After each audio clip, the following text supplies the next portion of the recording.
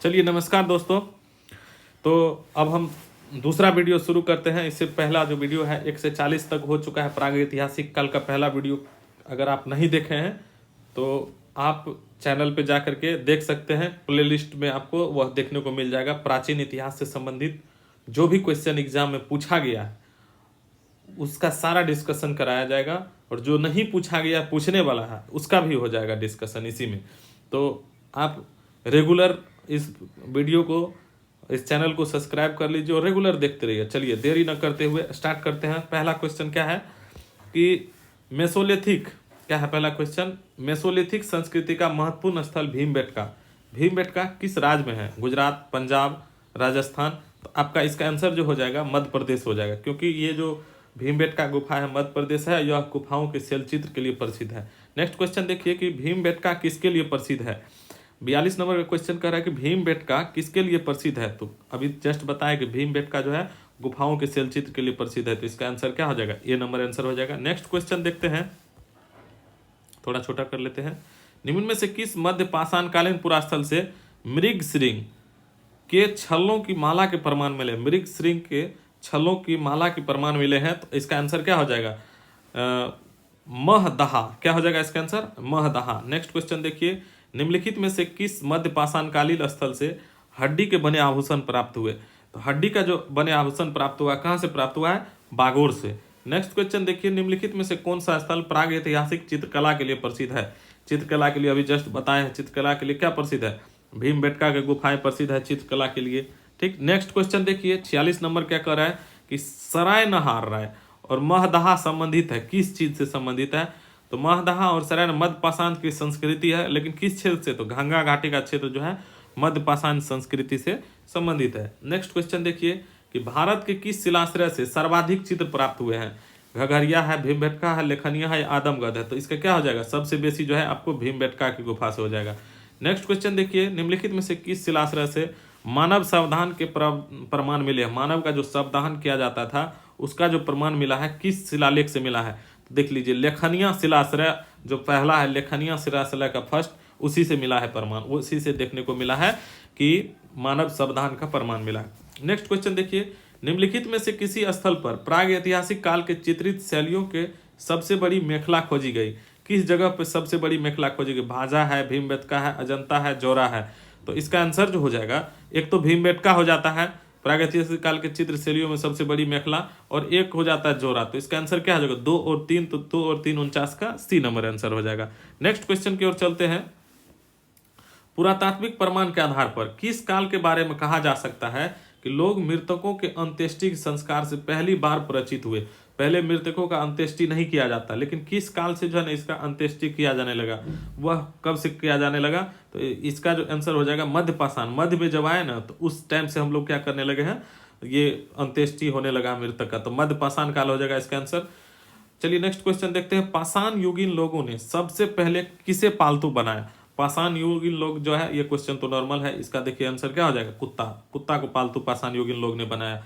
भारत में मानव अस्थि पंजर कंकाल ह्यूमन स्केलेटन के प्रमाण किस काल से मिलने शुरू हुए? तो ह्यूमन स्केलेटन अस्थि पंजर जो मिलना शुरू हुआ है भारत में कब से? तो ये भी कब से हो जाएगा? मध्य पाषाण काल हो जाएगा इसका आंसर, राइट। किस प्रदेश से मिले मध्य पाषाणिक पुरास्थल को टेरी स्थल कहा जाता है? किस मध्य पाषाणिक पुरास्थल से, किस राज्य का जो मध्य पाषाणिक पुरास्थल है उससे जो मिलता है उसको टेरी स्थल कहते हैं पुरास्थल को? तो बिहार है, तमिलनाडु है, उत्तर प्रदेश, झारखंड। क्या हो जाएगा इसका आंसर? राइट आंसर हो जाएगा इसका तमिलनाडु। क्या हो जाएगा? तमिलनाडु। चलिए नेक्स्ट क्वेश्चन की ओर देखते हैं।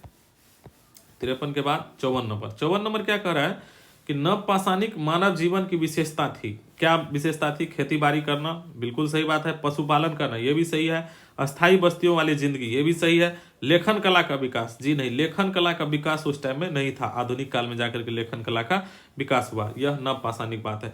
चलिए नेक्स्ट क्वेश्चन देखते हैं, मनुष्य किस काल में खाद्य संग्राहक से खाद्य उत्पादक बना? मनुष्य जो है खाद्य संग्राहक से क्या बन गया? खाद्य उत्पादक बन गया। तो इसका जो राइट आंसर हो जाएगा क्या हो जाएगा? नवपाषाण काल। नवपाषाण काल में मनुष्य क्या हुआ? खाद्य संग्राहक से खाद्य उत्पादक बन गया। चलिए नेक्स्ट क्वेश्चन देखते हैं, भारतीय उपमहाद्वीप में कृषि का प्राचीनतम साक्ष्य प्राप्त हुआ है। कृषि का जो प्राचीनतम साक्ष्य प्राप्त हुआ है कहाँ से प्राप्त हुआ है? मेहरगढ़ से। प्राग ऐतिहासिक अन्न उत्पादक स्थल मेहरगढ़ कहाँ स्थित है? ये प्राग ऐतिहासिक अन्न उत्पादक स्थल है मेहरगढ़। मेहरगढ़ किस स्थिति पे? घग्गर नदी के तट पर, या कच्छ के रण के पूर्वी भाग में, या पश्चिमी बलूचिस्तान में, या देखिए मेहरगढ़ जो है वह कहाँ है? पश्चिमी बलूचिस्तान में। कहाँ है? पश्चिमी बलूचिस्तान। नेक्स्ट क्वेश्चन देखते हैं, मानव द्वारा सर्वप्रथम प्रयुक्त अनाज था। मानव द्वारा जो सबसे पहले प्रयोग किया गया अनाज था वह कौन सा था? तो सबसे पहले मानव द्वारा सब जानते हैं कि गेहूं प्रयोग किया गया था। निम्नलिखित में से किस स्थान पर नवपाषाण स्तर पर गेहूं एवं जौ की खेती का सर्वप्रथम प्रमाण मिला है? किस स्थल से जो है ना नवपाषाण स्तर पर गेहूं और जौ की खेती का प्रमाण मिला है? तो इसका आंसर क्या हो जाएगा? मेहरगढ़। नेक्स्ट क्वेश्चन देखते हैं, 60 नंबर क्या है? निम्न में से किस एक स्थल से जंगली तथा बोई जाने वाली दोनों प्रकार की धान की प्रजातियों के प्राचीनतम साक्ष्य मिले हैं?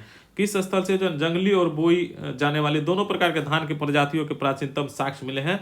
तो राइट आंसर इसका क्या हो जाएगा? बेलन घाटी। कहां से हो जाएगा? बेलन घाटी। नेक्स्ट क्वेश्चन देखिए, भारतीय उपमहाद्वीप में धान की खेती का प्राचीनतम साक्ष्य किस पुरातात्विक स्थल से प्राप्त हुआ है? तो उत्तर प्रदेश में कोल्डी हवा, बिहार में चिरांद, कश्मीर में बुरझम, या गुजरात में लोथन। भारतीय उपमहाद्वीप में धान की खेती का प्राचीनतम साक्ष्य, तो धान खेती का प्राचीनतम साक्ष्य जो है उत्तर प्रदेश के कोल्डी हवा से प्राप्त हुआ है। कहां से? उत्तर प्रदेश के कोल्डी हवा से। चलिए नेक्स्ट क्वेश्चन देखते हैं कि खानाबदेश आदमी यानी नोमैड मैन ने किस काल में अस्थायी रूप से बसना आरंभ किया? खानाबदेश आदमी जो है किस काल से जो है ना अस्थायी रूप से बसना आरंभ कर दिया? तो इसका जो आंसर हो जाएगा नवपाषाण काल से। पहले तो नहीं बसते थे आदमी, उस टाइम में तो इधर उधर भटक भटक के जंगल उंगल में किसी तरह से पूरा पाषाण काल में और में चल रहा था। लेकिन नवपाषाण काल में आके मानव में क्या आया? एक उसका विकसित हुआ मानव, तब जाकर के वह अस्थायी रूप से बसना आरंभ किया। चलिए नेक्स्ट क्वेश्चन है कि गंगा के मैदान में मानव बस्ती का प्राचीनतम साक्ष्य अवशेष, प्राचीनतम अवशेष कहाँ मिलता है? गंगा के मैदान में जो है मानव का बस्ती है उसका प्राचीनतम साक्ष्य मिलता है, जब हम उसका जब खुदाई किए हैं उससे पता चला है। तो इसका जो आंसर क्या हो जाएगा? 63 का बी नंबर, कालपी हो जाएगा। कालपी से जो है मानव बस्ती का प्राचीनतम अवशेष मिला है गंगा के मैदान में। निम्नलिखित में से किस नवपाषाणिक पुरास्थल से गर्त निवास, पिट ड्वेलिंग के प्रमाण मिले हैं? गर्त निवास का जो प्रमाण मिला है किस स्थल से मिला है? तो इसका आंसर हो जाएगा राइट आंसर 4 चिरांद हो जाएगा। क्या हो जाएगा? 64 का चिरांद होगा, नहीं सॉरी, इसका आंसर जो हो जाएगा आपको बुर्जहोम हो जाएगा।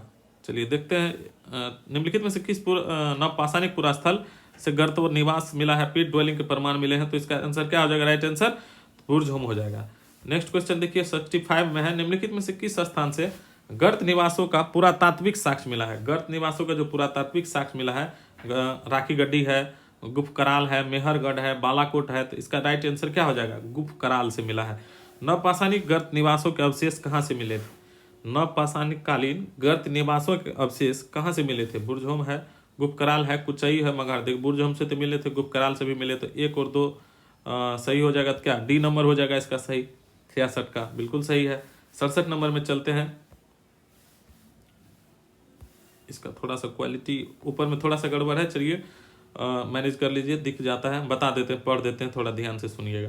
भारत में कुछ क्षेत्रों में लोग जमीन के अंदर गड्ढों में रहते थे। इस बात का संकेत खुदाई से निम्नलिखित में से मिलता है? बिहार, कश्मीर, कर्नाटक, राजस्थान। किस जगह में जो है ना यह देखने को मिलता है कि कुछ क्षेत्रों में लोग जमीन के अंदर गड्ढों में रहते थे? इस बात से संकेत खुदाई में मिला है, और किस जगह की खुदाई से ऐसा प्रमाण मिला है? तो 67 का जो आंसर हो जाएगा आपको बी नंबर, कश्मीर। कश्मीर के खुदाई से पता चलता है कि जमीन के अंदर गड्ढों में रहते थे लोग। कहाँ रहते थे? जमीन के अंदर गड्ढों में। गर्त निवास निम्न में से किस संस्कृति का विशिष्ट लक्षण है? गर्त निवास जो है किस संस्कृति का विशिष्ट लक्षण है?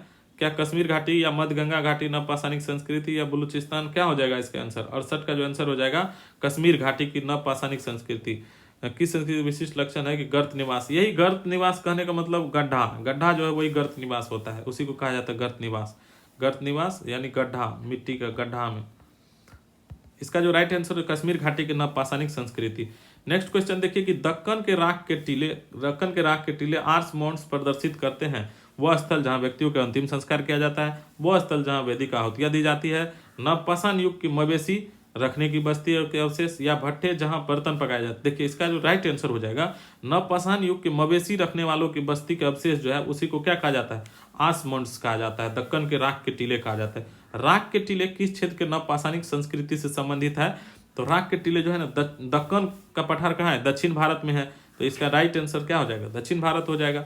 नेक्स्ट क्वेश्चन देखते हैं कि चाक व्हील का आविष्कार जो कि मानव की तकनीकी का प्रगति का एक महत्वपूर्ण आविष्कार माना जाता है, व्हील पहिया, चाक का आविष्कार किस काल में हुआ? चाक का जो आविष्कार हुआ है वह किस काल में हुआ? नवपाषाण काल में हुआ। मानव शब्दानों में कुत्ते को दफनाए जाते थे, किस जगह में है जो न मानव के साथ साथ कुत्ते को भी दफना दिया जाता था? तो इसका आंसर हो जाएगा बुर्ज होम। कहाँ पे? बुर्ज होम। मानव शब्दानों में बकरी कहाँ दफनाए जाते थे?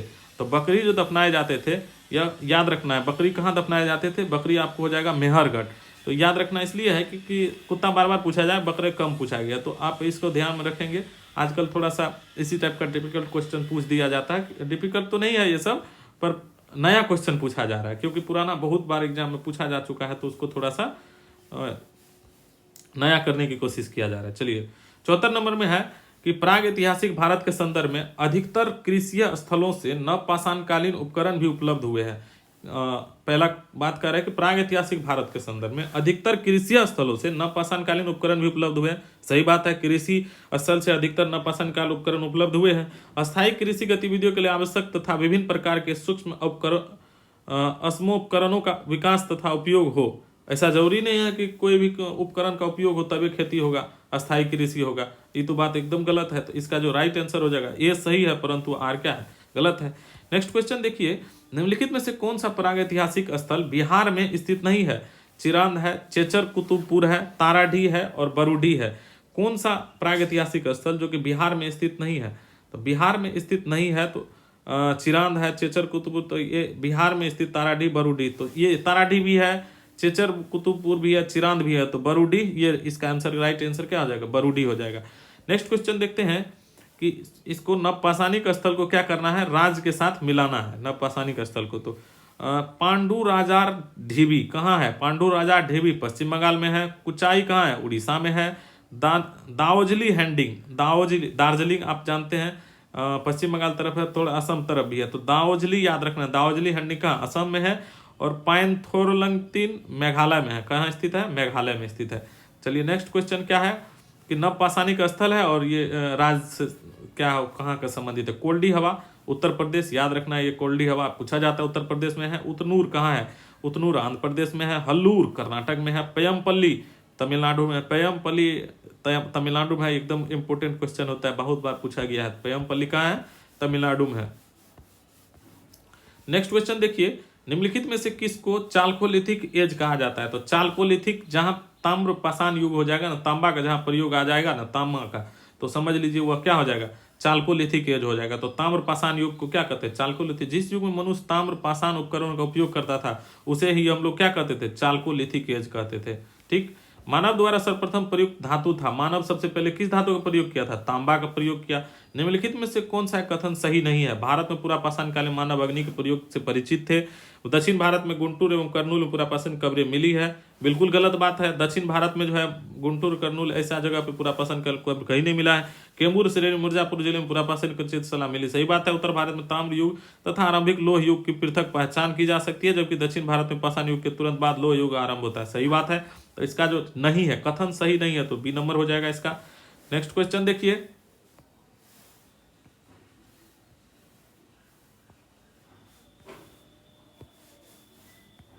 चलिए नेक्स्ट क्वेश्चन कहाँ गया? यहाँ चलिए नेक्स्ट क्वेश्चन क्या कर रहा है? सूची फर्स्ट को सूची काल है यहाँ पे दिया हुआ और इसको क्या करना है? मिलाना है। अभिलक्षण क्या होता है काल का? चलिए इसका देखते हैं कि पुरापाषाण काल जो है ना, पुरापाषाण काल में क्या होता था? आखेटक और संग्राहक, खाद्य संग्राहक का कार्य किया जाता था। मध्यपाषाण काल में आखेटक व पशुपालक का कार्य किया जाने लगा। नवपाषाण काल में खाद्य उत्पादक का कार्य किया जाने लगा। और ताम्रपाषाण कृषक, ताम्रपाषाण काल में क्या? कृषक कार्य होता था। चलिए नेक्स्ट क्वेश्चन देखते हैं। कृषक सहायता होता था। और यहाँ देखिए सही उत्तर का काल और विशेषता, उसका क्या विशेषता था? पुरापाषाण काल में शैलाश्रय अधिवास हुआ करता था। मध्यपाषाण में नदी तट आवास हुआ करता था। शैलाश्रय अधिवास पुरापाषाण काल में, नदी तट आवास मध्यपाषाण काल में, गर्त आवास नवपाषाण काल में और कच्चे पक्के मकान ताम्रपाषाण काल में हो जाएगा।